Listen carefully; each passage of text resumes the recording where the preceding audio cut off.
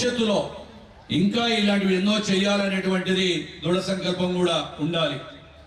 ప్రభుత్వం ఎప్పుడు చెప్తానే ఉంటుంది, త్వరలోనే హ్యాపీ డేస్ హ్యాపీ సండేని కూడా మొదలు పెట్టబోతా ఉన్నారు గౌరవ ముఖ్యమంత్రి గారు.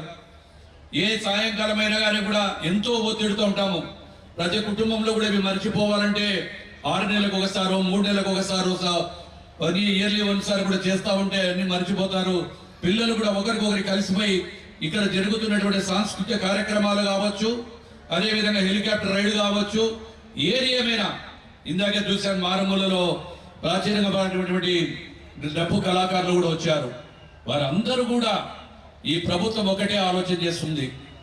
ఆ రోజు కూటమి ప్రభుత్వం విధ్వంసాన్ని మొదలు పెడితే మేము వికాసంతో మొదలు పెట్టాం.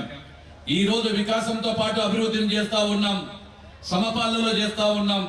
ఏది ఏమైనా ప్రజలు సుఖ సంతోషాలు ఉండాలి, వారికి సేవ చేసే భాగ్యం అని చెప్పి ఈ రోజు ఇంత అత్యధిక కూటమి ప్రభుత్వానికి 164 సీట్లు ఇచ్చి మీరు ఇచ్చారంటే మేమందరం కూడా మీ సేవకులం అని చెప్పి తెలియజేస్తూ ఈ యొక్క కార్యక్రమాలు ఇంకా నిర్వహించాలని చెప్పి కూడా భవిష్యత్తులో కోరుకుంటూ, చాలా అద్భుతమైనటువంటి కార్యక్రమం. ఇది చేయాలంటే అది ఒక్క కూటమి ప్రభుత్వంకే సాధ్యమవుతుందనే విషయాన్ని సందర్భంగా తెలియజేస్తాను. ఈనాడు ఈ రోజు మనం చూసుకుంటే ఆనాడు చంద్రబాబు నాయుడు గారు ముఖ్యమంత్రిగా ఉన్నప్పుడు అనేక కార్యక్రమాలు చేశాం, అనేక పుష్కరాలు కానీ ఇలాంటి అనేక కార్యక్రమాలు చేశాం. అలాగే కూటమి ప్రభుత్వం వచ్చిన తర్వాత మేము కూడా మచిలీపట్నంలో మొన్న జూన్ మాసంలో చేసాం బీచ్ ఫెస్టివల్. తొలిగా అక్కడే స్టార్ట్ చేసాం. చాలా అద్భుతంగా ఏర్పాట్లు చేయడం జరిగింది. తర్వాత విజయవాడ ఉత్సవం జరిగింది, అదేవిధంగా విశాఖ ఉత్సవం, మొన్న విశాఖ అనకాపల్లి ఉత్సవాలు జరిగినాయి. ఇవన్నీ కూడా చేయడానికి గల కారణం ప్రజల్లో ఒక నూతన ఉత్తేజాన్ని తీసుకురావడానికి. ఇవాళ టూరిజంకి చాలా అద్భుతమైనటువంటి అవకాశాలు ఉన్నాయి.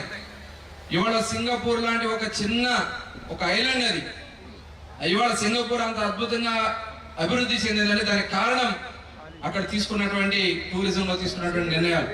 సుమారుగా 60,000 పైచలకు ప్రజలు ఈ ప్రాంతంలోని సందర్శించి ఆహ్లాదించి ఆనందాన్ని పొందడం జరిగింది.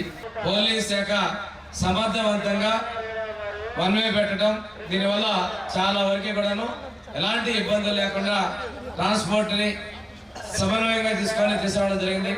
అయినా చిన్న చిన్న సమస్యలు ఉన్నాయి, వాటన్నిటిని అధిగమించి భవిష్యత్తులో జరిగేటప్పుడు మెరుగుగా చేసేందుకు జిల్లా యంత్రాంగం మొత్తం కూడా చర్యలు తీసుకుంటుందని తెలియజేసుకుంటూ ఈ కార్యక్రమానికి మొత్తం తానే నిర్వహించినటువంటి సత్య గారికి, అదేవిధంగా కలెక్టర్ గారికి, ఎస్పీ గారికి ప్రత్యేకంగా ధన్యవాదాలు తెలియజేసుకుంటూ, local to global news at your finger tips.